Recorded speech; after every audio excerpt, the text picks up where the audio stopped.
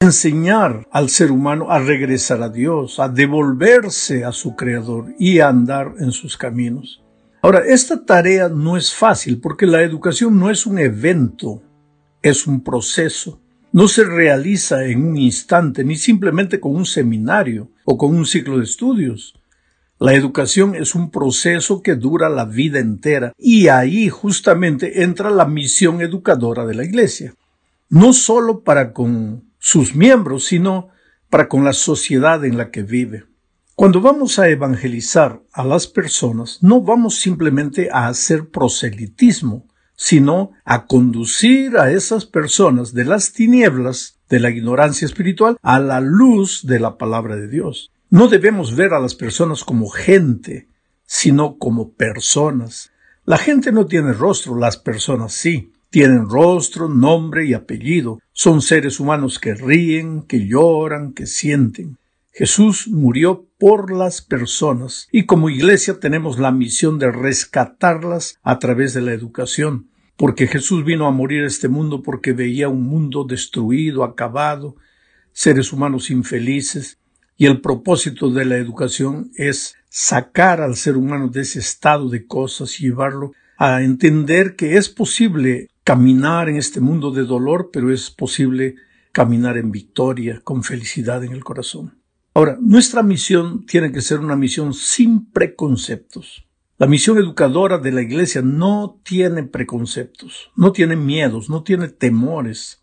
Esa lección nos la enseñó el propio Señor Jesús al relatar la parábola del buen samaritano. Los que teóricamente conocían en esta parábola del samaritano, los que teóricamente conocían las Escrituras, como el fariseo, el doctor de la ley, ellos pasaron de largo. Sin embargo, el samaritano se detuvo a ayudar. ¿Por qué? Porque él no vio simplemente a un hombre herido, sino a un ser humano que tenía familia, esposa, hijos, a un ser humano que debía amar y ayudar. Y por eso se detuvo.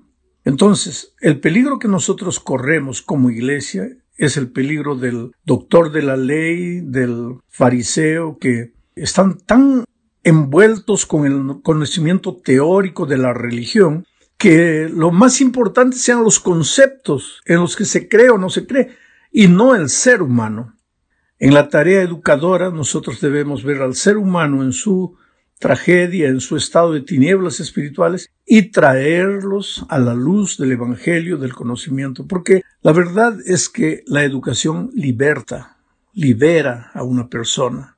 Yo agradezco a Dios porque un día llegó el Evangelio al corazón de mi madre y ella aceptó el Evangelio, pero al aceptar el Evangelio también aceptó la educación cristiana, y ella se enteró que teníamos una escuela, un colegio, el famoso Colegio Unión en Ñaña, en Lima, que hoy es la Universidad Peruana, y ella convenció a mi padre para traer a toda la familia de Jauja, la ciudad donde nacimos, hasta Ñaña, Lima, para estudiar, y yo le agradezco a mis padres por ese esfuerzo, porque yo siempre digo, yo soy fruto de la educación cristiana. Benditas nuestras escuelas, benditos nuestros colegios, nuestras universidades, donde no se enseñan solamente las materias del currículum nacional, sino que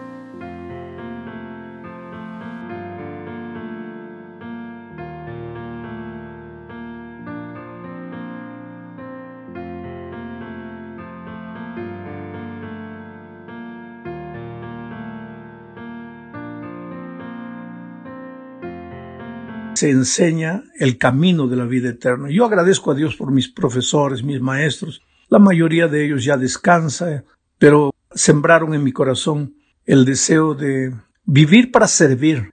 Ellos me decían, la vida tenía sentido cuando el objetivo de la vida era servir. Oh, queridos, hoy más que nunca necesitamos enseñar a los jóvenes a pensar. La educación cristiana tiene que enseñar a la juventud a pensar.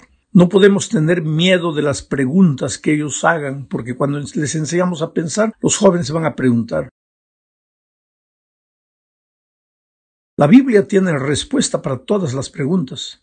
Ahora, digo la Biblia, no digo la Iglesia.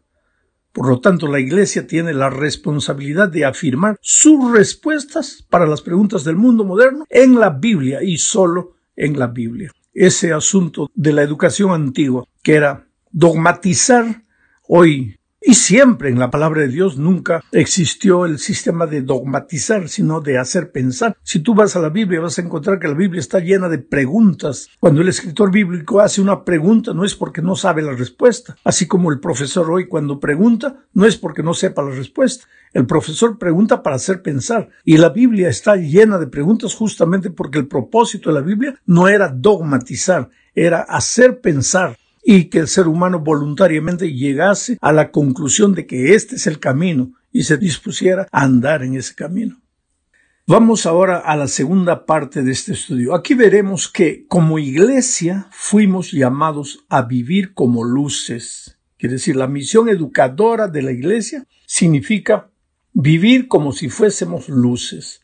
Leamos Marcos 5, 14 al 16. Dice, ustedes son la luz del mundo.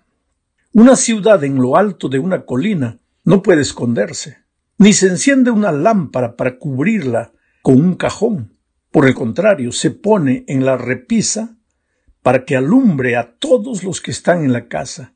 Hagan brillar su luz delante de todos para que ellos puedan ver las buenas obras de ustedes y alaben al Padre que está en el cielo. Vosotros sois la luz del mundo. Esa frase es famosa, la dijo el Señor Jesucristo y nosotros la repetimos, predicamos acerca de él. Somos la luz del mundo. Ahora, la luz no transmite conceptos, la luz ilumina porque es luz. La Iglesia cumplirá su misión educadora como la luz cuando la teoría se haga carne, cuando la teoría se haga vida. La Iglesia simplemente necesitará vivir y con su vida y con sus buenas obras, nacidas de la presencia de la luz mayor que es Cristo en su corazón, entonces la Iglesia cumplirá su misión educadora. Los seres humanos en nuestro barrio, en la comunidad donde vivimos, no están queriendo saber lo que creemos. Ellos no están preocupados en nuestros conceptos. Ellos quieren ver nuestra vida, cómo los tratamos, cómo nos conducimos, cómo reaccionamos delante de las diferentes circunstancias. Y eso es el Evangelio hecho carne. Mira, cuando Jesucristo vino a esta tierra, Él se hizo carne. ¿Por qué? Porque venía para vivir y trabajar entre seres humanos. Él dijo cuando estuvo en la tierra, yo soy la luz del mundo. Pero antes de irse dijo, vosotros sois ahora la luz del mundo. Él vino, iluminó nuestra vida con la educación venida del cielo y ahora nos capacita como iglesia para iluminar el lugar donde vivimos con la luz del Evangelio. Por eso es que nosotros necesitamos hacer brillar nuestra luz en todo tiempo. Ahora, aquí hay un pensamiento interesante. Tú ya has visto la luz hacer una campaña de iluminación. ¿Qué luz es esa que ilumina haciendo campaña de iluminación? Ahora yo te pregunto, ¿y por qué la iglesia tiene que hacer campaña de evangelismo? Porque no somos luz. Porque si fuésemos luces, cada miembro de iglesia fuese una luz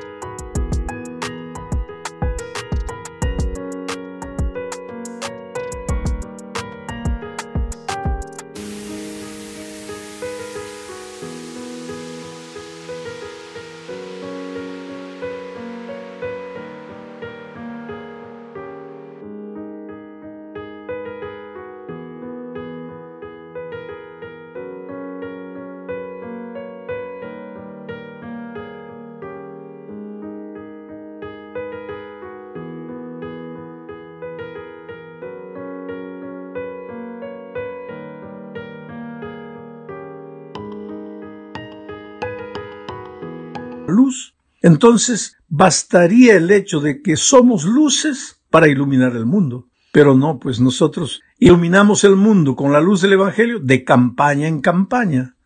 Pero lo que Jesús quiere es que nuestra vida sea una vida de permanente iluminación. En otras palabras, de permanente acción educadora para la gente que todavía no conoce a Cristo. Vamos a la tercera parte de este estudio.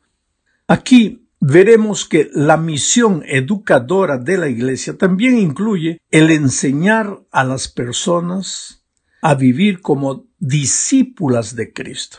¿Quién es un discípulo? Discípulo es aquel que anda. En la antigua Grecia, el discípulo era el que seguía a un maestro para aprender del maestro, para finalmente ser semejante al maestro.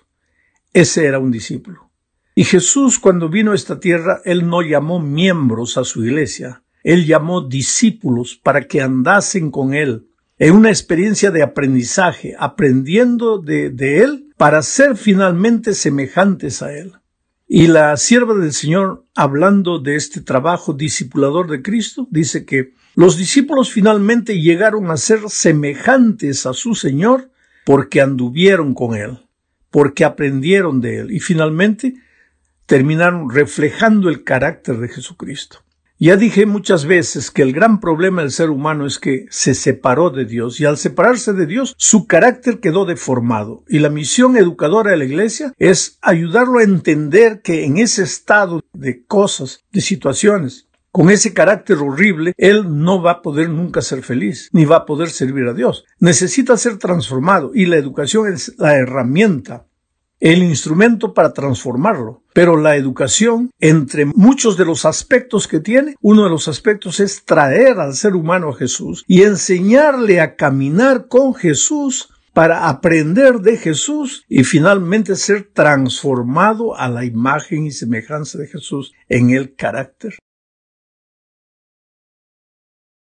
Discípulo. El otro día yo llegué a una iglesia y me levanté para predicar y pregunté, ¿cuántos miembros hay en esta iglesia? Y nadie levantó la mano. Y entonces pregunté, ¿qué pasa? ¿Cuántos miembros hay en esta iglesia? Y entonces el anciano que estaba sentado en la plataforma se acercó de mí en voz baja, me dice, pastor, es que aquí no hay miembros, aquí todos somos discípulos. Y yo me alegré y dije, pero felicitaciones, qué extraordinario. ¿Y cómo llegaron a ese estado de cosas? Dejaron de ser miembros, todos son discípulos. Este es el ideal que Dios tiene para su iglesia. ¿Cómo lograron esto? Y el anciano me dice, no, pastor, es que tomamos un voto. A partir de este año, nadie es miembro, todos somos discípulos. Querido, el discipulado no se forma por voto. Tú puedes tomar muchos votos y la iglesia, los miembros no van a ser discípulos. Tú tienes que decir que la iglesia está llena de discípulos cuando esos discípulos todos los días caminan con Jesucristo en una experiencia de amor. ¿Y cómo es esa experiencia de amor? 3 disciplinas: el estudio diario de la Biblia, el vivir en espíritu de oración y el buscar otra persona para Cristo. En esa misma iglesia de más o menos unos 150 miembros, donde por voto habían dicho que todos eran discípulos, solamente 8 personas estaban trayendo una persona para Cristo. Entonces, ¿cómo eran discípulos?